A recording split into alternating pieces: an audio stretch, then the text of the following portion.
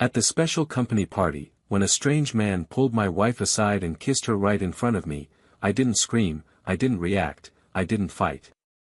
I just walked toward them, my heart silent, my gaze firm, my breath long and heavy. I handed her the ring and said, "You can continue, it's over here for me," and that was it.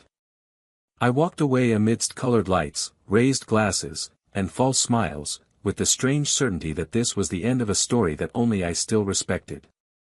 A story that, for a long time, I carried alone, while it had already faded away, perhaps months ago, perhaps years ago, perhaps since the day I stopped noticing the signs, or pretending not to see them.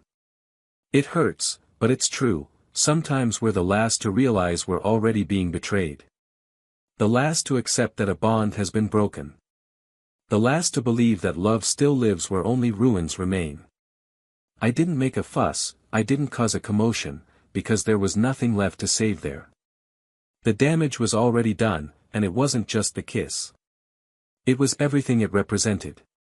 It was a public betrayal, yes, but only because she'd already betrayed me in silence 1,000 times before. In her tired gaze. In her absent body. In her cold smile. In her automatic touch. In her rush to sleep. In her contempt disguised as routine. She tried to justify herself days later. She came to me with puffy eyes and a shaky voice, saying it meant nothing, that it was an impulse, a spur-of-the-moment mistake, a meaningless kiss. That she didn't even know the guy well, that he had disappeared, vanished, that she didn't even have his number. And there, once again, she lied. It didn't matter if the man was known or not, what tore me apart wasn't his identity, but her decision. She chose. In the middle of a party. Before my eyes. With a dress I'd complimented before we left the house. With makeup I'd waited an hour for her to finish. With the glass of wine I'd poured myself. She chose to leave me alone even though she was right next to me. What hurt the most was realizing I still loved her in that moment. Even after the kiss, even after the silence, even after her cowardice in looking at me as if nothing had happened. I loved her. And that's why I left. Because love is also knowing how to leave when the other person doesn't know how to stay. When the other person chooses to hurt you even though they could protect you. Those were difficult days. No sleep. No hunger. No direction. My head was spinning around the damned question, why, and no answer was enough. Until I stopped looking. Because understanding betrayal doesn't erase the pain. It only makes it clearer. And sometimes, we just need to accept that we'll never fully understand why someone who swore to love you chose to destroy you. Over time, life began to return. Little by little. A hot, flavorful coffee. A long, tear-free bath. A hearty laugh with an old friend. A song on the radio that no longer hurts. And then, an unexpected message. A light conversation. A fresh look. A sincere hug. And something I thought impossible blossomed again, trust. Not in her. But in love. In another love. In someone who values loyalty. Who builds in peace. Who listens with their whole body. Who doesn't make me compete for attention. Someone who looks at me as if I were enough. As if I had never stopped being. And it was then, when I was already in a different emotional place, she reappeared. She wanted to talk. To say she was sorry. That she'd made a mistake. That she regretted it. That she understood too late the value of what she'd lost. And I listened. Calmly. Because resentment weighs heavily too. And forgiving isn't forgetting, it's letting go. I did forgive. But I didn't go back. Because those who betray destroy a part of us that can't be rebuilt the same way. We can move on, but never the same. She was left with the void. I, with the serenity of someone who has learned that love cannot be begged for, forced, or negotiated. Love is lived with presence, with respect, with mutual surrender. And all of this was missing from her for me. But there was plenty of me for her. And that was what hurt me most, having given everything to someone who didn't know how to receive. Having given myself completely to someone who didn't deserve even half. Years later, by one of those coincidences life has to test us, I went to get some old books from a closet in my mother's house, where I'd left some things after the separation. I found a box of souvenirs, photos, tickets, movie tickets, letters. And at the bottom of the box, there was one that had never been delivered. A letter from her to me. She said she felt distant, invisible, disconnected. She said she needed more attention, more presence, more of us. She asked for help. She begged for a reaction. But she never gave it to me. She hid the letter. And days later, she betrayed me. That unsent letter was the final blow. Because there I understood that she tried before betraying me. But I also understood that you didn't have the courage to face me with the truth. You chose the cruelest path, betrayal instead of conversation. Abandonment instead of a proposal. And in that moment, as I read her desperate words written in a weak but heartfelt handwriting, I cried. Not because I wanted to go back. But because I realized that if she had shown me that letter, maybe the story would have been different. But it wasn't. Because time doesn't go back. And life doesn't rewrite chapters, it just moves forward. Today, I'm a different person. Someone who loves again. Who believes again. But with scars that remind me daily that love is a choice, but respect is the foundation. And without it, all love crumbles. But the strangest thing is that the man from the kiss, the one who ruined everything, never showed up again. And when, unintentionally, I learned where he came from, I discovered something that would completely change my perception of everything. Something she never knew either. Something that, to this day, I carry with me as one of life's greatest ironies. And that's where the story changes tone. Because sometimes betrayal isn't the end. It's just the beginning of a truth much greater than anyone expected. Welcome to the channel. Here, no form of betrayal is romanticized, quite the opposite. All the stories you'll hear are fictional, but they carry deep emotional truths. Our purpose is clear: show how betrayal corrodes, destroys, and leaves marks that time does not always erase. Each narrative is a reflection of what many have already experienced, and what others may yet avoid. Now, take a deep breath. Because what comes next is a shocking story about love, choices and consequences. Prepare yourself. His name was Michael, and hers was Emma. Two simple, everyday names, yet charged with history, with life, with promises that, for a time, seemed eternal. They met on a rainy Saturday, inside a small coffee shop, sheltered from the world and the urgencies outside.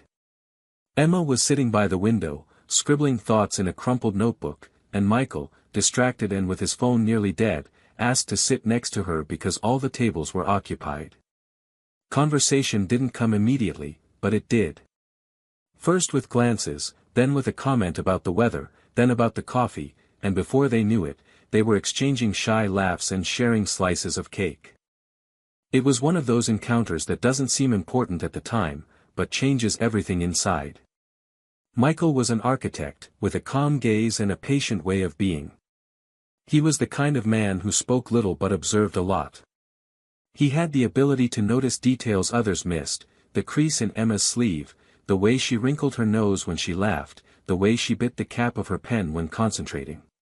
He lived with a packed schedule, projects piling up and deadlines chasing him, yet he still managed to find time to write notes in the morning and make coffee for them both before leaving.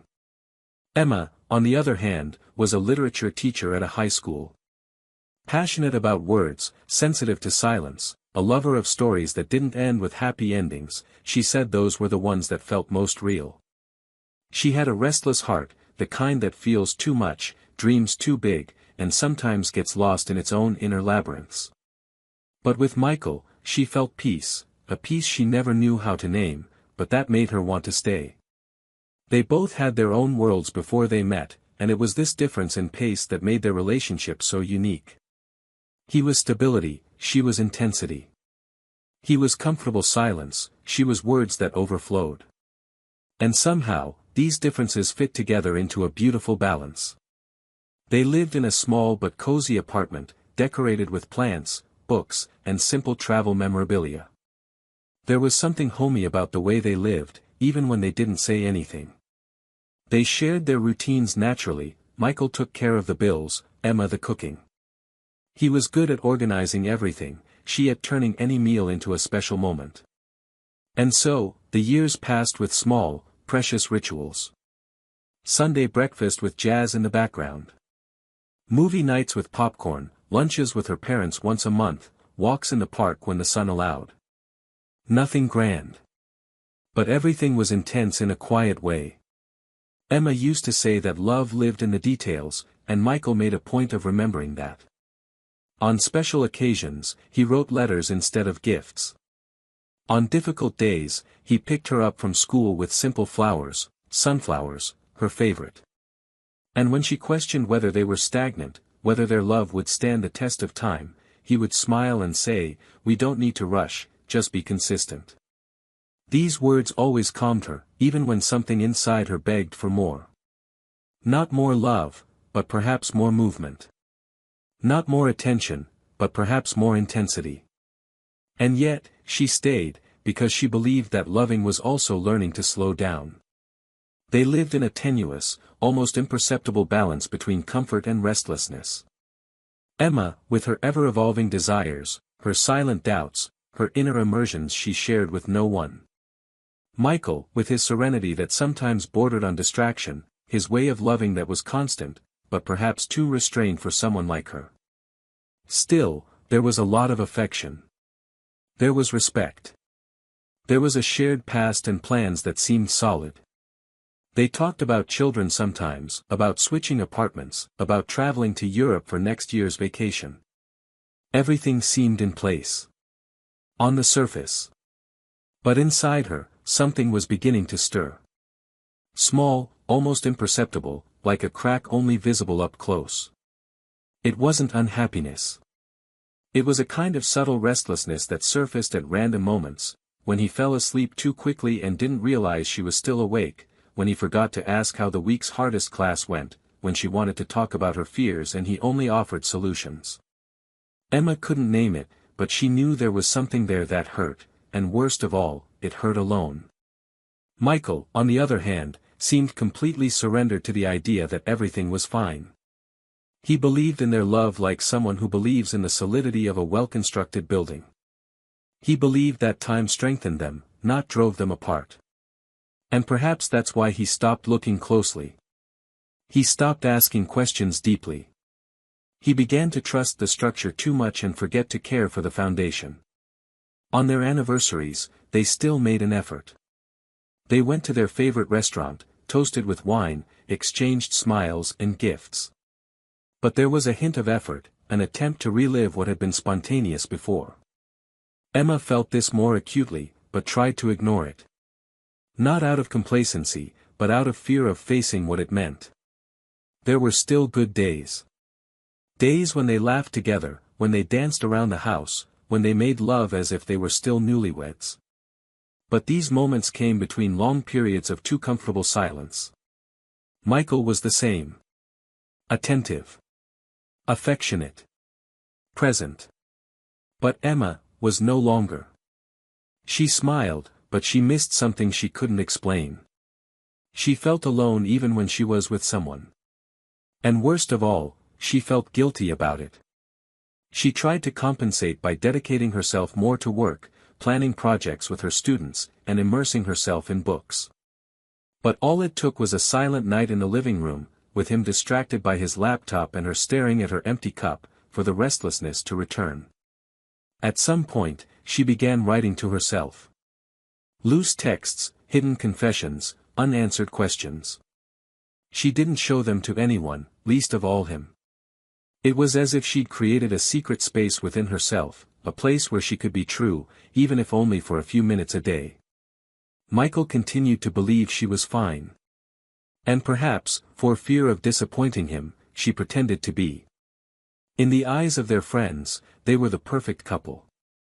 Those who respected each other, admired each other, who lasted longer than most. And that, in a way, put even more pressure on them. When Emma tried to open up about certain more sensitive conversations, Michael thought she was overreacting.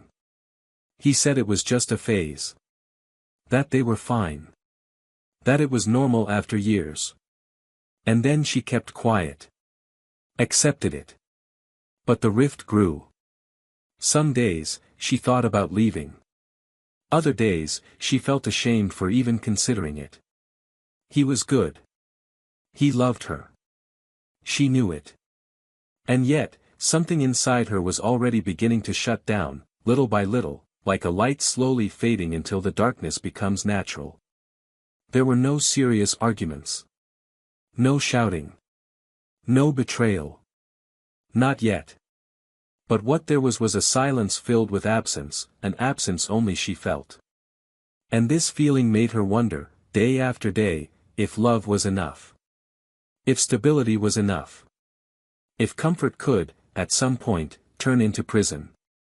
Michael didn't see it. Because he loved her the way he did, and believed it was enough. Emma, for her part, was no longer sure. But she said nothing. Not yet.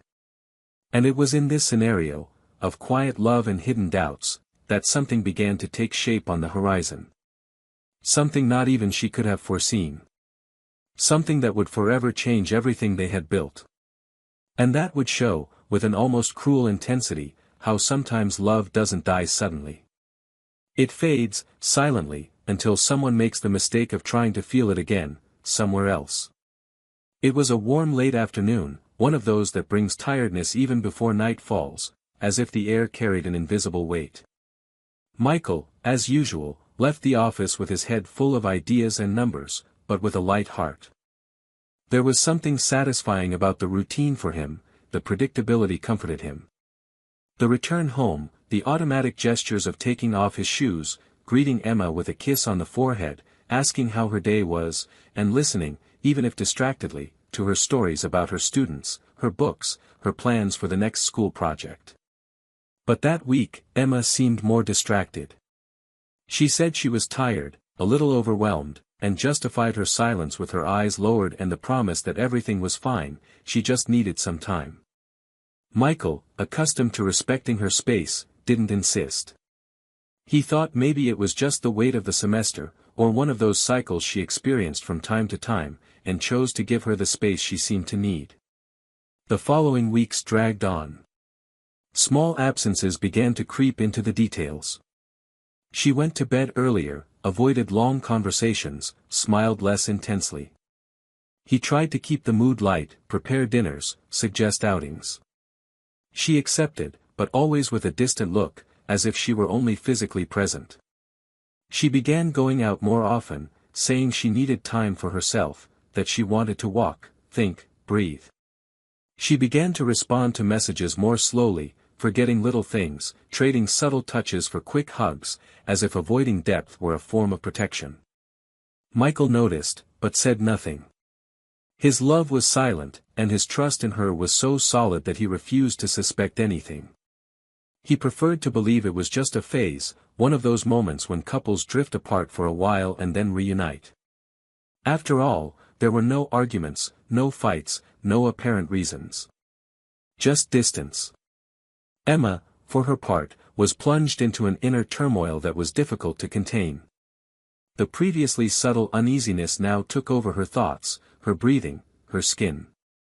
She had met someone weeks ago, by chance, at a lecture she'd attended at the invitation of a classmate. A brief, informal encounter, unplanned.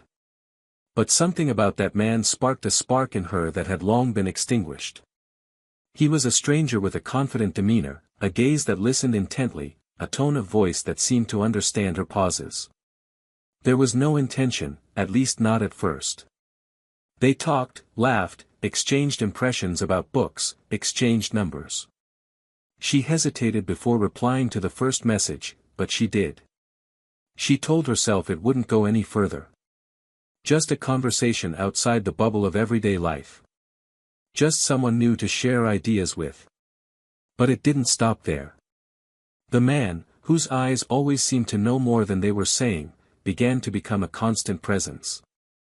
Messages throughout the day, comments about everything and nothing, veiled invitations that Emma initially declined but gradually began to accept. Quick dates after school, long conversations in parked cars, coffees sipped with guilt hidden behind smiles. There was no rush. Everything was built in the silence of her internal conflicts. She didn't want to cheat. She told herself so. She didn't want to hurt Michael. But she also didn't know how to escape the mess she'd gotten herself into. She felt that with that man something was rekindling inside her, something she thought was dead. She felt desired, heard, alive. And at the same time, torn apart inside. Michael remained the same. Loving, trustworthy, present. He bought tickets to a play she wanted to see, prepared a special evening with her favorite dish, and told her he missed the light-heartedness of before. Emma cried in the bathroom that night, without him seeing. She cried because she knew what was about to happen, because she knew she was crossing a line from which she could not return. But she said nothing. And the next day, she left for school early, claiming a meeting that didn't exist. She hadn't planned it. It just happened. She was with him in a discreet coffee shop, talking with her forehead resting on her hand, when the kiss came. An impulse. A quick surrender, fraught with tension and guilt. There was no passion, just the emotional release of months of pent-up emotion.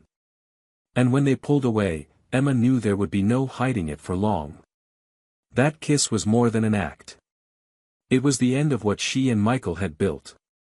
Because even though Michael wasn't there, she knew she had betrayed him irrevocably. The following days were a chaotic time inside her. She didn't know whether to tell him, hide, delete the other man's number, or pretend nothing had happened. She tried to act normal, but she was in pieces inside. And then came the invitation from Michael's company, an end-of-quarter party, more social than professional, with partners, family, and colleagues. Emma hesitated, but Michael insisted, saying it would be good for them both to break out of their routine, that he missed seeing her by his side at events like this. She agreed, trying to push her feelings down, trying to pretend she could still fix everything. The party was elegant, with a sophisticated atmosphere, ambient music, glasses of wine, and fake smiles. Emma looked beautiful, wearing a dress Michael complimented as they left the house. But inside, she felt broken. The other man suddenly appeared among the guests, as if he were just another face in the crowd. She froze when she saw him. She hadn't known he would be there. She hadn't known he had any connection to Michael's world. Her heart pounded, and she tried to avoid his gaze. But he moved closer. And the gesture that followed was as quick as it was unexpected. He pulled her close, right there in the middle of the room, and kissed her. It was an instant. A single instant that changed everything. Michael saw her. He was just a few steps away, holding 2 glasses of wine. He stopped, watched, said nothing. He approached in silence. Emma felt the world collapse around her. The voices faded, the music grew distant, the air heavy. Michael reached out, placed the ring in her palm, looked into her eyes, and said, with a calmness that hurt more than any scream, "You can continue. It's over for me." And then he turned and left. She tried to pursue him. She tried to summon him, to justify, to explain the inexplicable. But no words could overcome the damage done. No speech could undo that act. His silence was the verdict. Michael was gone, and with him, he took everything they had built. Emma stood there, the cold ring in her hand, her face pale, and her conscience in tatters. But what she didn't yet know, was that there was something more. Something hidden between the lines of that story. A detail tucked away in the back of a drawer that, when revealed, would completely change the way she saw everything. A forgotten piece of the past that would unintentionally make it clear that the pain didn't begin with that kiss, and that perhaps it could have been avoided, if only she'd had the courage to tell the truth before she betrayed him. Michael spent weeks without opening messages, answering calls, or responding to anyone. Not out of pride, but because there was nothing left to say. His silence wasn't punishment, it was mourning. And like all mourning, it hurt in waves. Sometimes it was anger, other times disbelief, and other times the silent sadness of someone who simply doesn't understand how something that seemed solid can crumble in seconds. He left the apartment for a few days and went to his mother's house, seeking some peace and a space that wasn't permeated by her scent, her belongings, her remnants in every corner. He didn't cry in front of anyone, but just being alone was enough for the tears to come as if they'd been building up for years. It wasn't just the kiss, it wasn't just the other man, it wasn't just the broken trust. It was everything it represented. The feeling of being left behind without even realizing it. The realization that he'd been alone in the relationship for much longer than he'd imagined. And even though part of him still loved her, he couldn't imagine going back. Something had definitely broken. Emma persisted. She sent long messages. He called countless times. She went to his mother's house and waited for hours on the street, until she was seen from the window and ignored. She wrote emails, letters, desperate attempts to tell him she didn't know what she was doing, that she had lost herself, that the kiss meant nothing, that if she could go back in time, but no word seemed to carry enough weight. He didn't respond. He didn't hold back, he didn't respond, he just remained silent. And this silence was more brutal than any fight. Emma then wrote by hand, crying, her handwriting trembling, saying she just wanted to be heard one last time. She asked for just one conversation. A coffee. 15 minutes. No shouting, no pressure. Just to try to explain. He, tired, hesitated. But he replied with a single sentence, tomorrow. 5 p.m. At the usual place. She arrived early. She had dark circles under her eyes, her face was tired, but her gaze still held hope. When he entered the cafe, the world seemed to stop for a moment. They didn't hug. They didn't touch. They just sat. She took a deep breath and began to speak. She told him she loved him, that she'd never stopped loving him. She told him she'd lost herself, that she'd felt invisible for months, that she carried anguish she didn't know how to share with him. She'd written a letter long ago, when she thought things could still be fixed, but hadn't had the courage to deliver it. Michael kept his eyes on her the entire time. He didn't interrupt. He didn't look away. He just listened. When she stopped speaking, exhausted, he reached into his coat pocket and pulled out a yellowed envelope. He said he found it by chance, in a forgotten box. He said he only read it because he thought it was important. When he opened it and saw it was a letter from her, he thought it was an old note, one of many she'd left around the house. But no. It was a letter never sent. Written months before. And reading it, something inside him broke with more force than the kiss itself. He began to speak. Calmly, but his voice cracked. He said that if she had given him that letter, none of this would have happened. He said that there, in the words she hid, lay the chance to save what they had. That he would have listened, would have changed, would have fought with her. But she didn't choose dialogue. She chose silence. And then, betrayal. He said the letter hurt more than the kiss. Because the kiss contained impulse, error, carelessness. But the letter contained an attempt at redemption that she stifled alone. And because of that, even though he forgave her, he couldn't stay. There was no longer any way to walk together. Emma began to cry silently, her hands trembling. He said he knew, that he regretted it every day, that the kiss was an explosion of everything she had kept bottled up out of fear. But he looked at her with an expression of such profound weariness that he seemed to be aging inside. He said he'd already started over. That he'd already found another perspective. That it wasn't about replacing someone, but about finding peace. And that Emma, even with all the love he'd had for her, now represented a story that needed to be left in the past. She lowered her head and said she understood. That she just wanted him to know the love was real. He replied that he knew. And that perhaps that was the saddest part. That the love had existed, and yet, it hadn't been enough to prevent the end. He stood, left the envelope on the table, looked at her one last time, and left. Emma stood there, alone, staring at her empty cup, the letter folded beside her, and an irreparable sense of loss. Not just of a love, but of everything that could have been if she had spoken. If she had asked for help. If she had trusted the bond instead of trying to run from it. Outside, the day was cloudy. And inside, everything was darkening too. There were no more messages, no calls, no hope of reconciliation. There was only silence and the memory of a choice. A choice made in an instant. And one that cost a lifetime. But what Emma didn't yet know, was that the man who kissed her at that party, who disappeared afterward without explanation, carried a secret that would make everything even more devastating. Something that had nothing to do with desire, passion, or love. A detail hidden in time. A missing link between past and present. A name she didn't recognize at the time, but that, when she discovered it, would reveal a truth that would change everything. Because some mistakes destroy. And there are truths that bury any possibility of redemption. And this, was about to emerge. 2 months had passed since their last meeting.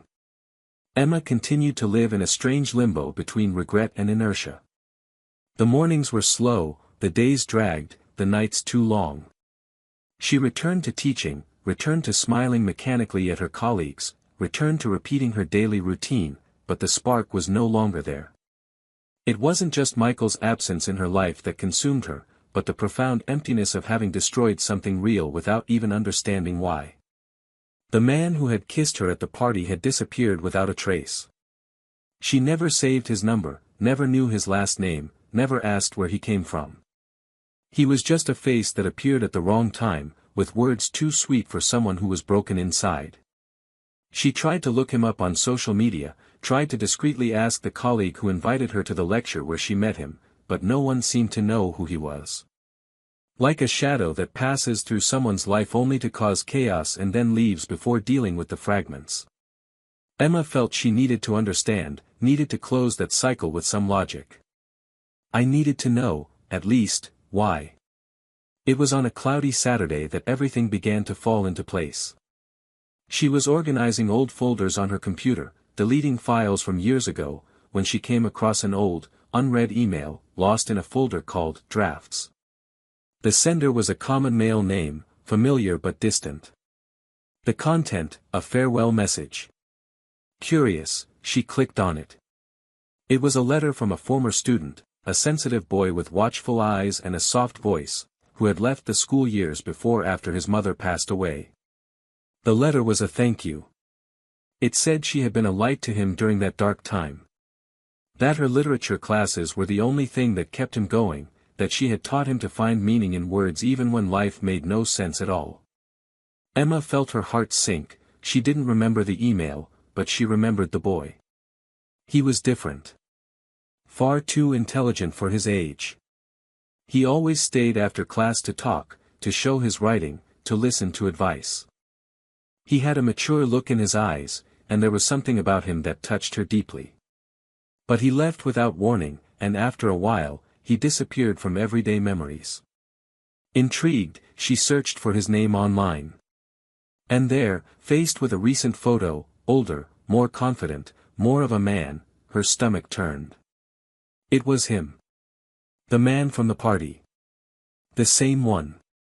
The same intense gaze, the same crooked smile, the same voice that now echoed in her mind almost cruelly. She felt her world spin. What did that mean? Why hadn't he said anything? Why had he approached her after so many years? Why had he chosen that exact moment in her life to reappear, and then disappear? Sudden nausea gripped her, she rose from her chair, and had to take a deep breath to keep from crying right there. Of all the people in the world, why him? It took her days to work up the courage to send a message. She wrote and deleted countless times. Finally, she sent something simple, direct, we need to talk. I figured it out. The reply came a few hours later, short but weighty, I know. Meet me at the park tomorrow at 10 a.m. She didn't sleep that night. She spent the hours remembering their conversations, the words exchanged, the shared silences, how she had felt so understood, so alive. And now, it took on a dark, uncomfortable, almost unacceptable tone. She got up early, dressed simply, tied up her hair, and left. On the way, she felt her heart race at every turn. When she saw him, sitting on the same bench where she and Michael had been so many times before, her chest tightened. He was serious, his eyes downcast, his hands clasped between his knees. She approached slowly. She sat beside him. For a moment, neither of them spoke. Until she broke the silence with the question she needed to ask, why? He sighed deeply, looked up, and said, his voice firm but filled with an old regret, because you were everything my mother said I needed to forgive. She frowned in confusion, and he continued. My mother died hating my father. He betrayed her, abandoned us, and disappeared. She said that strong women need to break up with men who destroy them, but she also said that sometimes men make mistakes out of fear, weakness, loneliness. And that betrayal is never the end, but the reflection of something that was already broken. For a long time, I harbored anger. Anger at the abandonment, the silence, the absences. And when I left that school, I held on to everything you were to me. A kind of refuge.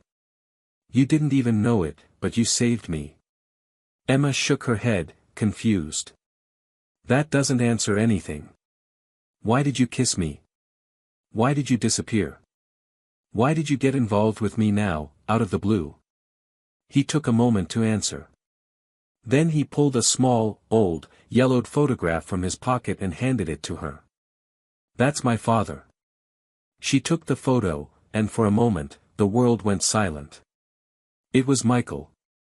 Younger, darker hair, but unmistakably him. Her Michael. The love of her life. Emma's eyes widened, the photo dropped to her lap, and her hand went to her mouth, as if trying to stifle a scream. He said, I spent years not knowing who he was. My mother wouldn't tell me his name. She just said he'd left before I was born. One day, I found a letter he'd saved. I went after it. I found out everything. I discovered he was alive, married, happy. With you. I wanted to see him. Look into his eyes. Understand who the man was who chose to forget he had a son. And when I saw you at that lecture, I knew. It was you. The woman from my mother's letters. The woman from the torn photos. The woman he traded me for. Emma couldn't breathe. She tried to piece it together, tried to find air in the midst of it all. He continued. It wasn't planned. Not like this. But when I realized you were looking at me, that you felt alone, that you needed something, I gave in. I thought it would be a way to punish him. To make him feel the pain of abandonment. To show him that everything comes back. That the past takes its toll. But when I kissed you, I realized none of it was justice. It was just poorly crafted revenge. That's why I left. That's why I disappeared. Because I realized, too late, that I used you. That I toyed with the pain of two people who weren't to blame for what I lacked. Emma wept silently. Her hands trembled. Her eyes fixed on the photo. She tried to remember every detail of her life with Michael, tried to piece together the chronology, tried to understand how he never told her anything. But deep down, she knew. Michael didn't know. He couldn't know. She stood up, unable to say anything. She walked quickly, her steps unsteady, without looking back. She arrived home and spent hours in silence. Then she called the number that was still saved, even after everything. Michael answered. She asked him to come over. She said she needed to tell her something. For the first time, he didn't hesitate. When he arrived, he found a devastated Emma. Unlike any version he'd ever seen. They sat in silence. She told him everything. Unfiltered. From the email to the park. Every detail. Michael listened in absolute silence. He didn't interrupt. He didn't judge. But his expression changed with each sentence. When she finished, he closed his eyes and simply said, "I didn't know. I swear on everything. I didn't know." She nodded. "I know. I believe. But I had to tell you. Because this is our end. And I didn't want it to be with more lies." Michael stood up. He walked to the window. He was silent for minutes. Then he said, his voice breaking, "I loved you with everything I had. And maybe that's why I never forgave myself for not seeing. For not listening. For not realizing what was missing. But now I understand. Some pains aren't ours. Some stories come from before. And even without wanting to, we pay the price." Emma tried to get closer, but he backed away. He said he needed to go. That he needed to think. That he might not come back. And that this wasn't revenge. It was just the last wound he could bear. She didn't insist. She just waved. And he left. Without looking back. This time, for good. Emma stood motionless in the room even after the door closed behind him, as if the air had become too dense to move, as if everything around her had lost its sound, its smell, its color. The silence in the house was louder than any scream, more piercing than any argument, more painful than the goodbye she had just heard. The clock on the wall continued ticking away the seconds as if nothing had happened, as if life were still going on, indifferent to the collapse that had just occurred within those walls. But for her, time had stopped there. Not because of the kiss, not because of the betrayal, not because of the son she never knew he had, but because she had seen, in his eyes, the definitive end of something she believed, somewhere deep in her soul, could still be restored. There would be no second chance. There would be no new beginning. And the cruelest thing of all was that, this time, she understood. And so, she would not beg. In the days that followed, Emma tried to keep breathing. School once again became her only refuge, but even then, her outlook seemed different. There was no longer a rush to finish her plans, no sparkle when discussing classic novels, not even excitement when correcting the essays of her most talented students. Everything seemed distant, as if she were living inside a bubble that separated her pain from the real world. At night, her dreams were confusing, full of faces that merged, the boy she had taken in years ago, the man he had become, the love she had lost and that now bore an invisible scar between past and present. Everything mixed together, everything jumbled, everything imploded in a sequence of wrong decisions, of unspoken silences, of buried truths. She began to carry a double guilt, that of betrayal, yes, but also that of not having seen who that boy was, of not having asked the right questions, of having allowed herself to be drawn in without realizing how deeply she was being drawn into a story that wasn't just hers. Meanwhile, Michael didn't return to the house where they'd shared years of life. He took only what was necessary, the bare essentials to rebuild a new routine far from the traces she'd left. He moved into a modest apartment, furnished only with the bare necessities, like someone who needs to start over from scratch without the weight of the past weighing down every object. He spent his days trying to keep his mind occupied with projects at the office, but there were times when his concentration faltered, when memories came unannounced, unchecked. They weren't memories of arguments or hurt feelings, but of small moments that once seemed insignificant and now stung like tiny needles stuck in his chest, the way she looked at him when he talked about architecture, the smell of the coffee she brewed on lazy Sundays, the note left on the refrigerator door with a quote from a book she loved. Things he thought he'd have forever, but now existed only in his memory. For weeks, he avoided any conversation about the past, any dialogue that might further scratch his open wound. But inside, a conflict consumed him.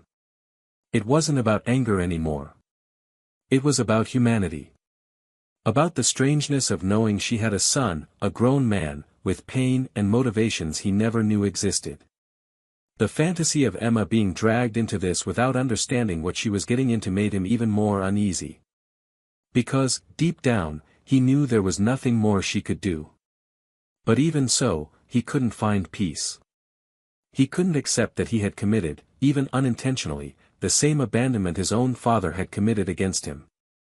The mere thought of having fathered someone and not being present, even out of ignorance, made everything in him scramble. Because if before the pain was only from being betrayed, now there was the pain of having been absent, of having lost years he couldn't recover, of having left scars on someone he didn't even know. It was after a long, sleepless night that she decided to do what needed to be done. She arranged a meeting with the boy. Not to demand, not to confront, but to listen. And when she saw him entering the small cafe in the city center, she noticed how similar they were. In the way he walked, the sharpness in his gaze, the way he took a deep breath before speaking. They sat across from each other. And Michael was the first to break the silence. He said he had no idea he existed. That if I had known, I would have done everything differently. He apologized, not with rehearsed words, but with a sincerity that made the other man lower his eyes. The boy, who now had a name, an identity, a presence, said he didn't know if he wanted a father. He said he'd spent his life never expecting one. But he also confessed that he needed to understand where he came from. He needed to see firsthand who the man his mother had loved and hated so much at the same time was. The conversation lasted hours. They didn't resolve everything. They didn't heal the wounds. But they opened a door.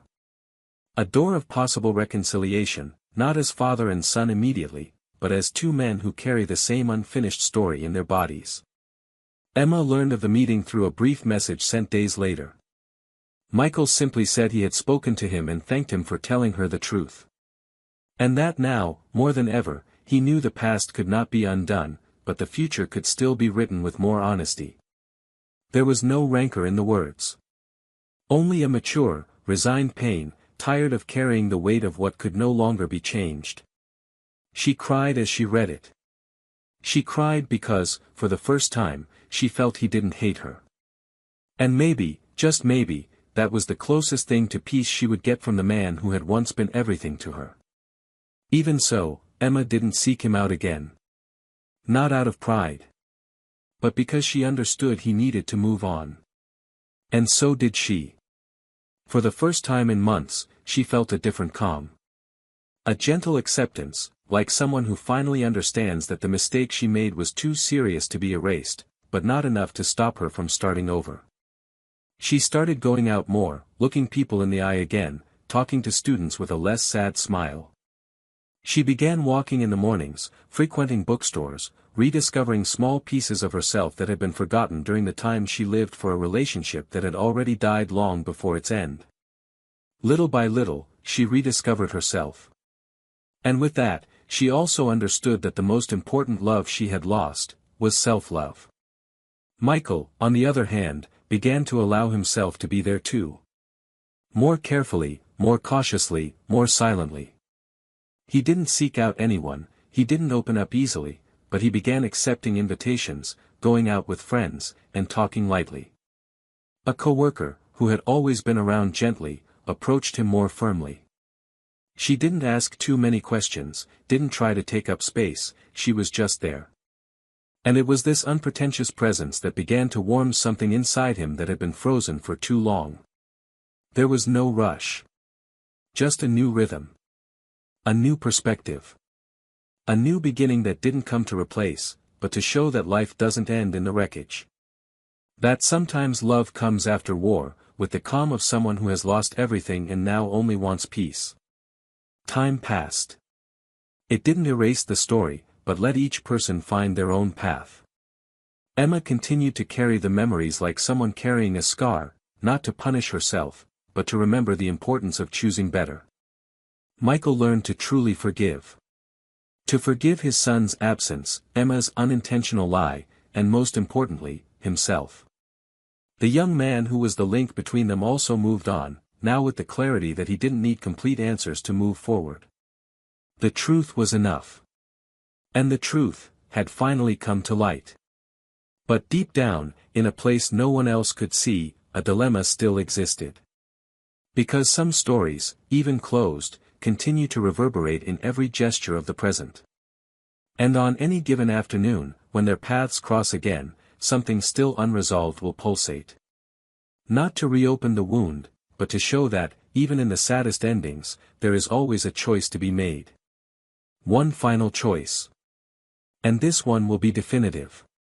Spring arrived without warning, with the first warmer rays of sunlight streaming through the windows, invading spaces that previously seemed inert, as if the season had come to announce that the world would continue, even if, for some, everything was still suspended between what was and what could have been. Emma now lived in a small one-bedroom apartment, far from the center, with bare walls and furniture purchased piecemeal, like someone building a new home with only the essentials, not out of economy, but out of emotional necessity. The excesses, the too many memories, the objects burdened by the past, everything had been left behind. She chose a space where only the present and silence would fit. A space where I could breathe without being haunted at every corner by memories that, though sweet, now carried the weight of all that had been lost. One particularly nostalgic late afternoon, Emma received an envelope with no return address. The handwriting was familiar, the contents simple and direct. An invitation to the photography exhibition of the boy with whom everything had begun to fall apart. The opening would take place at a small cultural center on the other side of town on a Saturday night. The show's title was Shared Silences. For a few minutes, she held the paper between her fingers, as if it were too hot to handle. She didn't know if it was a plea for reconciliation, a provocative gesture, or simply a way to conclude, through art, the cycle they had so tragically begun. But something inside her, perhaps the part that still sought to understand, perhaps the part that had already learned to accept, pushed her there. The space was discreet, decorated with yellowish lights and the scent of old wood. Black and white photographs covered the walls with a melancholic aesthetic, charged with emotion. Partially covered faces, clasped hands, averted gazes, frozen silences in images that screamed truths no one had spoken. Emma walked among the paintings with moist eyes, feeling in each click the pain that could not be expressed in words. In the background, she saw him. Alone, in a simple shirt and a lost look in his eyes. When he saw her, he didn't smile, but neither did he shy away. He walked toward her with unexpected serenity and, after a brief silence, spoke in a more mature, less wounded voice. He said he didn't want her to come to relive anything, but because, of all people, she was part of that creative process. That, in the end, that exhibition was more about him than about either of them. About understanding the layers of unresolved feelings, about transforming pain into art, about building identity with the pieces that remain. Emma nodded, grateful there was no resentment, no pressure. She asked if he and Michael had seen each other again. He shook his head slowly and said no, but that they exchanged messages sometimes. Short, cold, almost formal words, but they were gradually creating a space of respect. He said he didn't expect them to be father and son in the romantic sense, but that just knowing he existed was a kind of redemption. And Emma understood that there was a possible beginning there. Not for her, not with her, but for him. And that, somehow, was enough. That same night, when Emma arrived home, she found a package on her doorstep. Inside was a poetry book with an antique cover, with a dedication on the back cover she knew well, Michael's handwriting. The written phrase simply read, "The pains we don't tell still define us. Take good care of yours." It was his first gesture after all this. Not a gesture of romantic rapprochement, but of silent care. And paradoxical as it was, it soothed her. She knew, in that moment, that even apart, the respect between them had endured. Perhaps because it had always been genuine. Perhaps because, deep down, true love doesn't fade, it only learns to transform. Michael, for his part, began to see the world through different eyes. He spent more time outdoors, walking, discovering new places, visiting exhibitions, absorbing everything with the renewed curiosity of someone finally allowing themselves to experience a life without constraints. His coworker, previously just a comfortable presence, began to occupy more intimate spaces in his routine. They shared coffee before work, laughed about trivial things, exchanged confidences fearlessly. There wasn't the intensity of an overwhelming love, but there was sincerity, care, time, and that was what he sought now. Something that would come without haste, without pressure, without open wounds to heal. Someone who would arrive to walk alongside him, not to rebuild what had already been destroyed. One day, while rearranging books on his new bookshelf, Michael found an old folder filled with papers from his college days. Among them was a yellowed sheet of paper with notes from a project he never completed. He sat with it in his hands and stared at his own handwriting for minutes, as if staring at a version of himself he no longer recognizes. There was a dreamy, ambitious man there, full of plans for the future, and realizing how much of that essence still existed within him was comforting. He was still him. More hardened, more restrained, more selective. But still him. The betrayal, the revelation, the pain, none of it had turned him into a cynic. Quite the opposite. All of it had taught him that love wasn't about losing control, but about taking responsibility for how you feel, even when everything falls apart. Later, sitting on the porch, he wrote an unaddressed email. It was intended for Emma, but it wasn't meant to be sent. In it, he said he had learned to respect his own time. That he had spent months searching for answers, justice, even redemption. But what freed him was silence. The decision to stop looking for someone to blame and start looking at himself with more compassion. That, in the end, everyone makes mistakes. And that some mistakes, though unforgivable in practice, don't need to be eternally punished. Sometimes, forgiving is simply stopping the bleeding. And he had stopped. With this text, he wasn't seeking closure, it was already over, but perhaps, on some unconscious level, he still felt the need to be read by her one last time, even if only in his mind. A few weeks later, by coincidence, or not, the three met at a public event in a museum. Michael arrived with his new partner, Emma alone, the young man accompanying a group of photographers. The moment was brief, a meeting of glances, a respectful greeting, and slight smiles. No one approached more closely than necessary. No one lingered longer than necessary. But in that moment, there was a silent peace hovering between them. Not the peace of reconciliation. But the peace of someone who accepted. Of someone who walked through the rubble and still kept going. There was no more raw pain. There was memory. And from memory, understanding now emerged. Emma returned home that night with her heart filled with something new. It wasn't sadness, it wasn't longing, nor was it relief. It was something more subtle, more mature. It was the recognition that life is often about loss, and yet still choosing to believe in what might come next. She sat at her desk, opened a new notebook, and wrote, for the first time in a long time, something not to vent, but to record: the loves we lose teach us not to settle for less than we deserve. And sometimes, the price for that lesson is high. But still, it's worth it. Across town, Michael put on a record, prepared 2 glasses of wine, and smiled as he watched the woman beside him dance, clumsy but free. Life had been hard, but now it was light. Not because the traumas had been erased, but because he had chosen not to dwell on them. And that, in the end, was the true way to start over. Not waiting for the past to return. But letting it stay exactly where it belongs, behind. Time, with its relentless patience, finally pushed each of them into the places they needed to be. There were no more words stuck in their throats, no more sorrow sinking into their chests with every memory. All that remained now was what each of them had built from the moment they stopped trying to fix what had been irreparably broken. Emma, after months of silent reconstruction, found a kind of stability that no longer relied on anyone, but on herself. She taught with greater depth, not because she had regained her former lightness, but because she now carried a pain that taught her to listen better, to see beyond appearances. Her students, unbeknownst to them, began to receive more than knowledge. They received a gaze that understood, that welcomed, that recognized what no one dared to say aloud. And that, for her, was enough. Love, she understood, was not something to chase. It was something that, when true, is built through mutual effort, and, above all, through truth. And the truth, however painful it was, finally inhabited every corner of his life.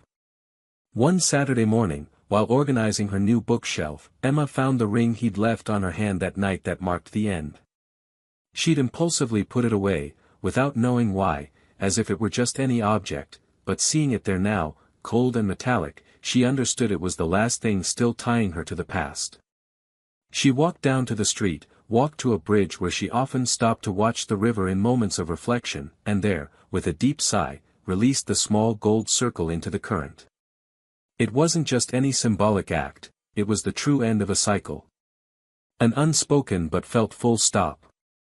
A definitive goodbye to the woman she'd been, to the guilt she'd carried, and to the promises that would never be fulfilled. Michael, on the other hand, experienced his own rebirth silently, almost imperceptibly, yet powerfully. He didn't build a new story trying to fill the gaps of the previous one, but gradually built a life that made sense for who he was at that new moment. His days were now marked by calmer choices, more restrained gestures, but also by more sincere affections. The woman who now walked by his side didn't want to save anything, didn't want to fix anyone. She was simply there. And that was enough.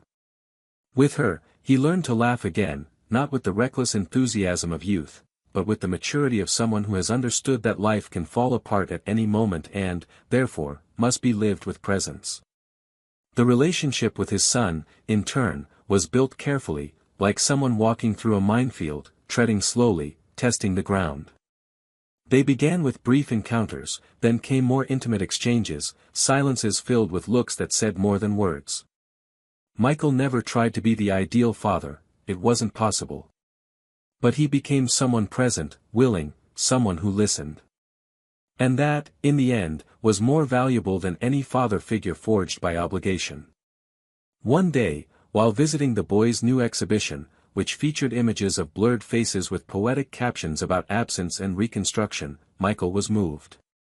He said nothing there, but upon leaving, he sent a simple message: "I'm proud of you. And I regret every absence I've been." The reply came quickly, few words, but loaded with meaning: "You're here now. That's enough." A year later, the three crossed paths again. Not by chance, but through a conscious gesture of reconciliation. It was the launch of a photo book by the young man, now gaining prominence in the city's cultural scene. He invited them both. Not as a test, but as a poetic closing to a chapter that needed to be closed with dignity. Emma arrived alone, dressed simply, but with clear eyes like they hadn't seen in a long time. Michael came with her, calm, serene, with a gentle but firm gaze. They greeted each other with a restrained, polite, and respectful hug. There was no more discomfort, no guilt, no hope. There was only what remained after the storm: maturity, learning, and an unwavering respect for everything they had experienced. At the end of the event, the young man thanked them both. He said that without them he wouldn't have become who he was. And that, even though everything began in chaos, the outcome was beautiful. It was whole. And perhaps that was what everyone was looking for. Not a happy ending in the romantic sense, but a true ending, where each could continue their journey without carrying the debris of the past on their shoulders. Emma walked alone, but never again felt empty. She learned that loneliness is not the absence of love, but often the fertile ground where dignity flourishes. Michael walked alongside someone who arrived without promising anything, but stayed for everything he built. And the boy, the product of a hidden past, became the link connecting two stories that seemed destined for failure, but found redemption through the truth. Nothing went as planned. Nothing was perfect. But everything was real. And, therefore, it was enough. If you've made it this far, leave a comment. What did you think of this story? What would you have done differently? Which character touched you the most? Your opinion is very important, and we'd love to hear how this story resonated with you. So comment below and don't forget to subscribe to the channel, because here, each story is designed to move you, challenge you, and make you think. And speaking of which, this story teaches a clear lesson: betrayal doesn't just destroy a relationship, it destroys respect, trust, plans, and sometimes even the people who should never have been affected by it. When someone chooses to betray, they don't just choose a moment of pleasure or escape, but they open a hole that's hard to close, a hole that drags feelings, stories, entire families. And when everything falls apart, it's often too late to rebuild what was lost. So think carefully before crossing a line of no return. Loyalty, truth, and presence remain the strongest pillars of love. This channel does not support, encourage, or romanticize any type of cheating. The stories told here are fictional, but the feelings are real. And our commitment is to use these narratives to show that cheating isn't just any mistake, it's a choice that, almost always, costs a significant amount. Until the next story.